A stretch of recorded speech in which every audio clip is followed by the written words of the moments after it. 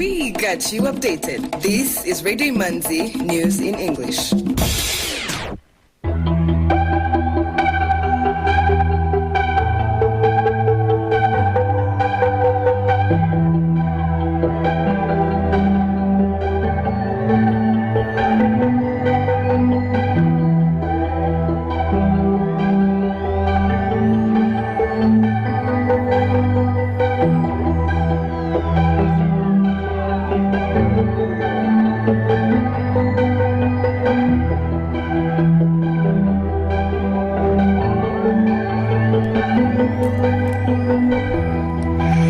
This is Radio Imanzi, broadcasting from Kigali. Here is the news in English, brought to you by Fiona Umuganwa.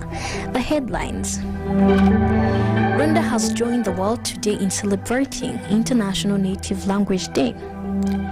The Ministry of Education will receive 5 billion Rwandan francs in additional funding to be able to sustain the school feeding program. The report presented by the ministry in charge of emergency management shows that from January to February 19, at least 484 hectares of crops have been eroded by disasters, leaving farmers in losses. Russian President Vladimir Putin called a threat of new Western sanctions a gross violation of international law, saying the country must strengthen itself from within to overcome it. Now the news in detail.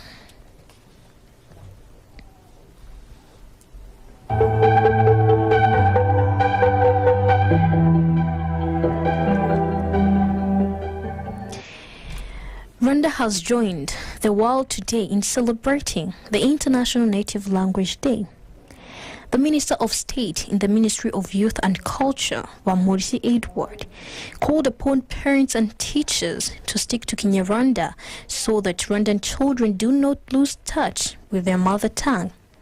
He made the remarks at the national ceremony held today at the FAO Girls Secondary School located in Kigali at Gisozi.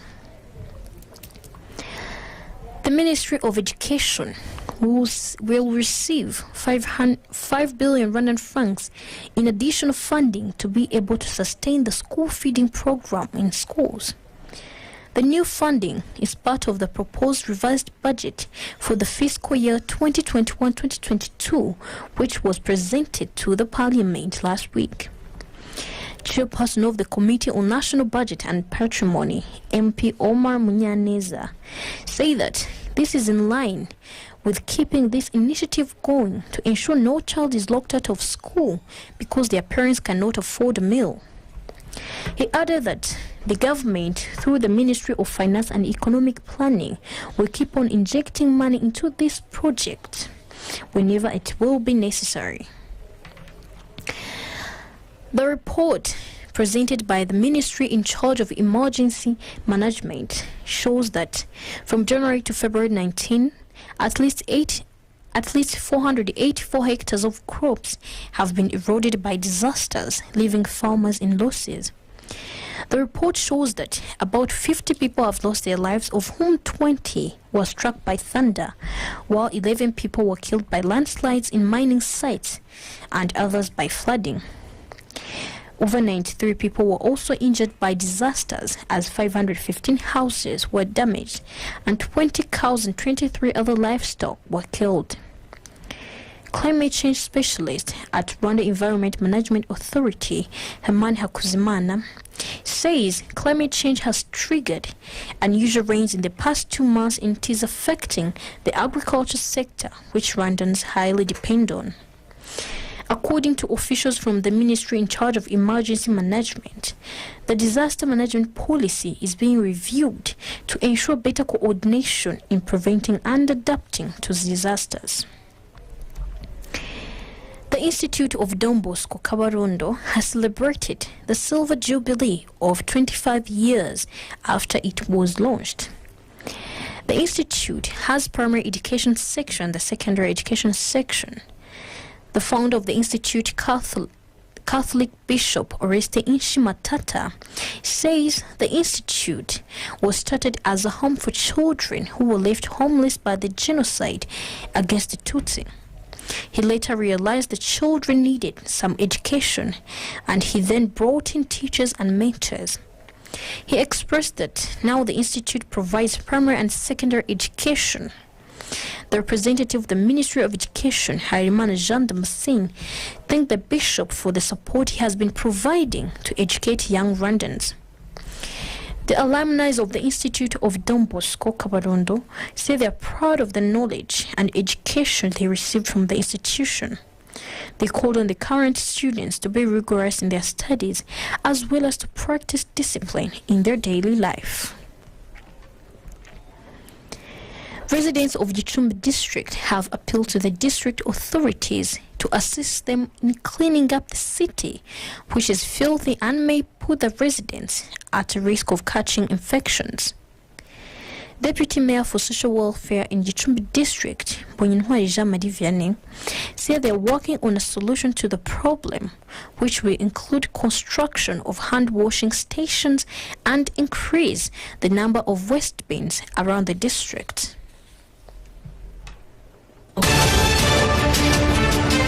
Some items of international news on Radio Imanzi.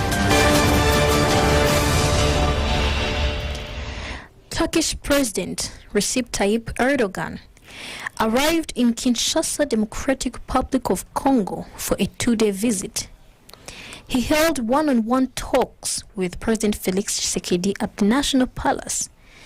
The president traveled with Turkish businessmen and some members of his cabinet. President Tshisekedi said he was satisfied with the bilateral cooperation between the two countries. Turkey and DRC signed agreements touching on defense, transport, infrastructure, and several others in the economic field. The East African Community countries made a huge step forward by adopting the bloc's tariff offer for Category A products, amounting to 90.2% to be liberalized in 10 years after the start of trading under the African Continental Free Trade Area. Category A products are those from sectors including agro-processing, agriculture, transport, or the automotive industry, pharmaceuticals, and textiles. The new development was announced during an extraordinary meeting of regional ministers of trade, industry, finance, and investment at the East African Community headquarters in Arusha, Tanzania. According to officials, this means that the East African Community is now among the state parties that have made the minimum requirements for Category A to start trading on a provisional basis. Thousands of demonstrators have staged a protest in Morocco against the rise of high fuel prices and other essential commodities in the country. Protesters took to the capital of Rabat to hold a demonstration outside the parliament building in addition to other cities nationwide. Protesters were seen holding placards denouncing the government for failing to control prices. The Moroccan government has blamed the strike in prices on the ongoing post-COVID-19 pandemic recovery and international markets that have hiked prices on grains and oil as the country also deals with one of the worst droughts in decades. According to the country's officials, the national average of rainfall this season is 3 inches, which is 64% lower than normal. Most countries have been experiencing a string of high prices and soaring inflation, which has caused financial stress toward governments, businesses, and households. An airstrike by the Nigerian army targeting bandits has left 7 children dead and 5 others wounded by mistake in the southern part of Niger. The governor of the Maradi region, which is close to Nigeria, said there was a mistake with the Nigerian strikes on the border that resulted in victims on the territory in the village of Nakade. According to the governor, the parents were attending a ceremony and the children were probably playing when the strikes hit them. He believes the planes were targeting armed bandits in the border areas, but missed their targets, hitting Nakade village instead. Ethiopia has launched power generation from the River Nile Dam, indicating intent to provide electricity to the unsolved 60% of its population. Prime Minister Abiy Ahmed inaugurated the electricity production just 6 months after the country filled the dam for the second time as Egypt protested. Ethiopian officials say the initial production will generate at least 375 megawatts. Known as the Grand Ethiopia Renaissance Dam, its construction since 2011 has been a subject of controversy, with Egypt claiming that the Renaissance Dam will reduce the amount of water received by Egypt. Experts have warned that Africa's natural and cultural coastal heritage sites could be lost due to climate change. The sites, many of which have been assigned outstanding universal value by UNESCO, are at risk from mass flooding and erosion of coastlines. On the East African coast, Fort Jesus in Mombasa, the Vasco da Gama Pillar in Malindi, and the two port cities of Kirwa Kisiwani and Songo Mnara in Tanzania are under threat. Also at risk of being lost to the sea in Kenya is the CU Fort in Lamu, the Shimon Slave Caves, and the 16th century Congo Mosque in Kwale and Jumba la Mtwana in Kilifi.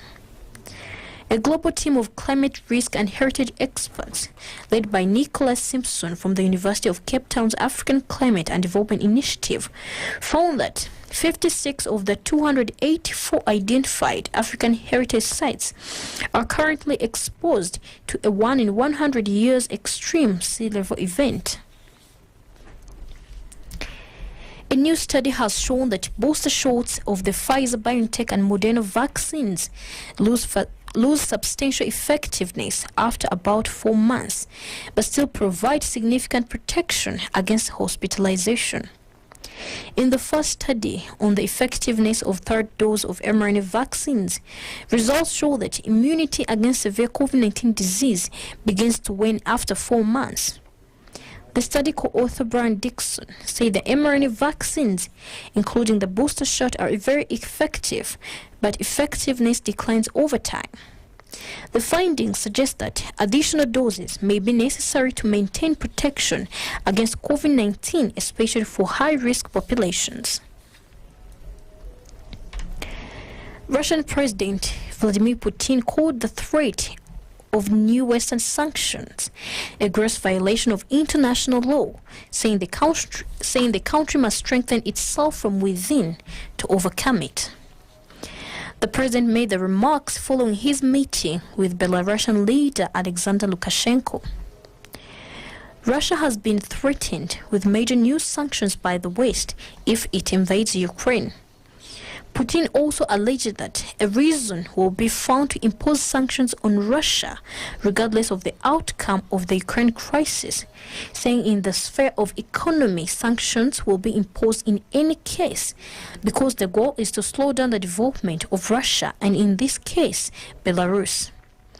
The president's comments come as the White House blames Russia for recent cyber attacks against Ukraine, and a new bleak U.S. intel assessment indicates that Russia is continuing preparations to invade. Economic news is a regular feature on Radio Imanzi.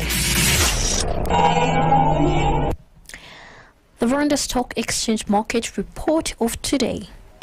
Today's trading session recorded a total turnover of 770,145,000 Rwandan francs worth of bonds traded in 2 deals on the fixed income market, while the equities market remained quiet. Bridgwa closed the counter at 125 Rwandan francs, Bank of Kigali at 245 Rwandan francs, I&M Bank at 45 Rwandan francs, Simerwa at 120 Rwandan francs, MTN Rwanda at 180 Rwandan francs, Equity Bank at 440 Rwandan francs, Kenya Commercial Bank at 370 Rwandan francs, National Media Group at 1,200 Rwandan francs, Uchuri Supermarket at 104 Rwandan francs, and RH Buffalo closed the counter at 526 Rwandan francs as the market closed. The report of the currency market review. The Kenyan shilling buying price was 8.8 Rwandan francs, and the selling price was 9 Rwandan francs. The Tanzanian shilling buying price was 0.43 Rwandan francs, and the selling price was 0.44 Rwandan francs. The Ugandan shilling buying price was 0.28 Rwandan francs, and the selling price was 0.29 Rwandan francs. The Burundian franc buying price was 0.5 Rwandan francs, and the selling price was 0.51 Rwandan francs. The US dollar buying price was 1,004 Rwandan francs, and the selling price was 1,024 Rwandan francs.